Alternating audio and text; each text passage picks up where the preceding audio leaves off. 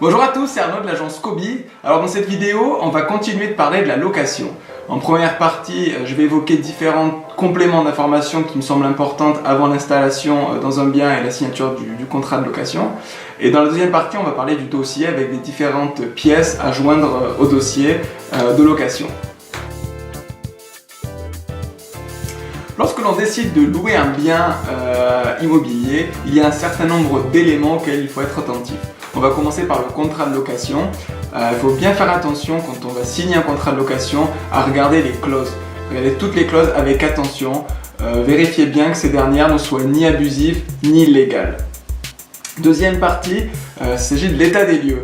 L'état des lieux, il faut être présent. Soyez présent avec soit l'agent immobilier, soit la régie, le responsable de la régie qui gère le bien ou le propriétaire. Et faites bien le tour de l'appartement ou en tout cas du bien immobilier avec le propriétaire et notez toutes les dégradations que vous constatez.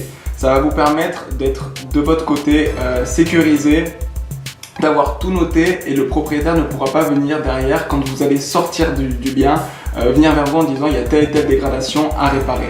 Au niveau de la troisième partie, ce qui semble assez logique, c'est tout au long de la location, prenez soin du bien, comme ça, lorsque vous quitterez les lieux, il n'y aura rien à faire et vous pourrez repartir avec votre caution entière. Lorsque l'on veut louer un appartement ou une maison, le propriétaire a besoin d'un certain nombre de garanties. Ces garanties-là, elles sont toutes réunies dans ce qu'on appelle le dossier de location. Ce dossier-là, il va réunir toutes les informations qui vous concernent pour permettre d'avoir une vue d'ensemble. Ces informations, elles sont classifiées selon 4 grandes thématiques. Alors la première, c'est vos données personnelles, vos coordonnées, donc nom, prénom, adresse, numéro de téléphone, date de naissance. Ensuite, vous allez avoir la partie finance, donc quelle est votre profession, qui est votre employeur et quel est votre salaire. La troisième partie, c'est la partie famille. Est-ce que vous êtes marié? Est-ce que vous êtes célibataire? Est-ce que vous avez des enfants? Puis enfin, la dernière partie, il s'agit des divers. Donc, est-ce que vous avez des animaux? Est-ce que vous avez une voiture, une moto ou d'autres véhicules, etc. Ce dossier-là, il va y avoir des pièces à ajouter. Dans ces pièces-là, vous allez mettre une photocopie de votre carte d'identité ou de votre passeport.